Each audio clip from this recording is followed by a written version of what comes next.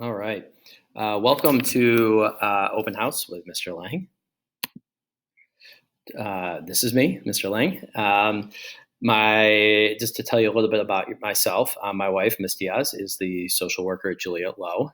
I am the athletic director at Holmes, and I also coach many sports. So when I say athletic director, I mean I'm in charge of the scheduling of the interscholastic sports. I love the White Sox. I was actually a lawyer before becoming a teacher, and this year I also teach social studies in addition to Spanish 1A and 1B. The material that I'm talking about tonight, it's in more depth on our Google Classroom under important documents. The full syllabus is posted there.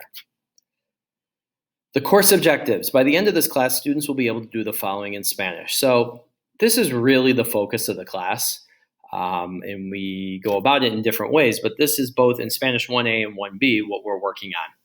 We're working on interpersonal communication, so being able to speak with another person or write between people.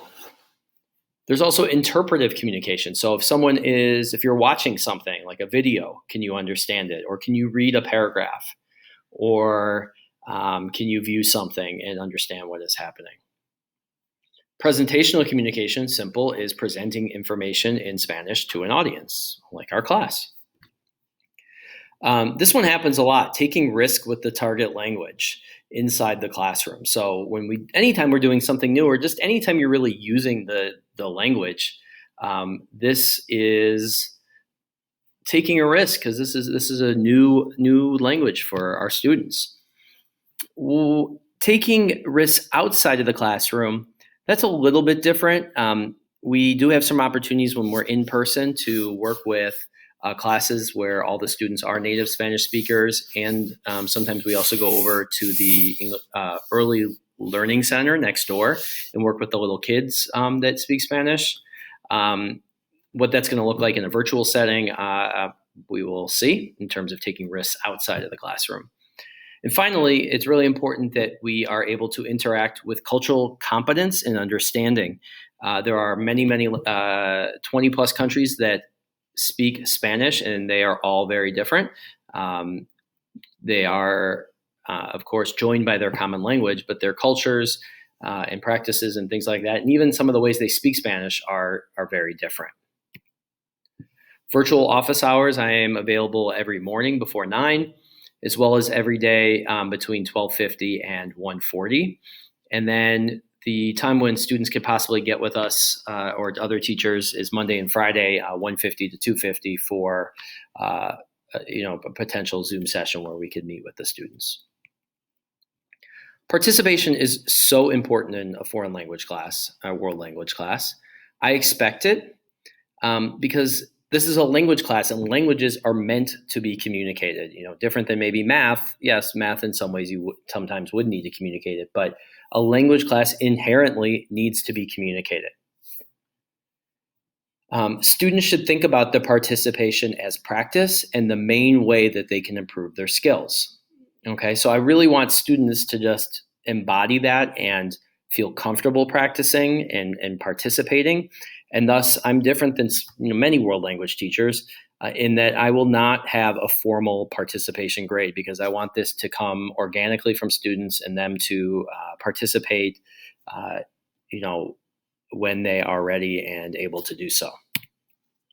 Grading the entire school this year is 70-30, 70 formative quizzes, homework, and classwork, and then summative 30% of their grade tests and projects and presentations. In my class, students will have the opportunity to retake quizzes, and they will obtain the higher grade after the retake. So if they go down a little bit, they can keep their original score. Learning a language is a journey. This includes myself. I started learning Spanish in junior high, much like the students we have here, and into high school. It was never a super strong suit of mine.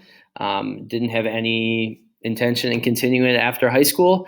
But when I got to college, my college required that you took, I can't remember, maybe at least a year of a language. So I was back into Spanish, and one thing led to another, and I realized, hey, I actually maybe I'm pretty good at this, or I can get better. And I decided to minor in Spanish. And then, as part of a minor, I studied abroad for a semester, and I lived in Madrid, and that definitely helped my Spanish. And then, as things went on as an adult, I used it in different jobs, and of course, this job. And then I met my wife, and she is a native Spanish speaker from Puerto Rico. And we use Spanish, and I use Spanish as part of my family life. So it's a continuous journey for myself. I am not perfect in my Spanish in any way. I do consider myself fluent, but this is a lifelong process. And I've talked to your students about this, that you have to be kind to yourself, that it is not a straight arrow, straight from step, step, step, step all the way, and you're going to keep going up. You're going to have some dips or things that are going to be difficult for you, and you have to keep going. It doesn't click for everyone at the same time. For me, it really didn't click until I was in college. So it's something you kind of just have to stick to. And what I like to do is I like my students to enjoy the class and for them to feel like the language is part of them. And rather than it being something that they're like learning, I feel like I want to get it so they feel like it's inside of them, and it's something that they do and not something that they study. So that is my little deal for today. Thank you for joining us at Open House.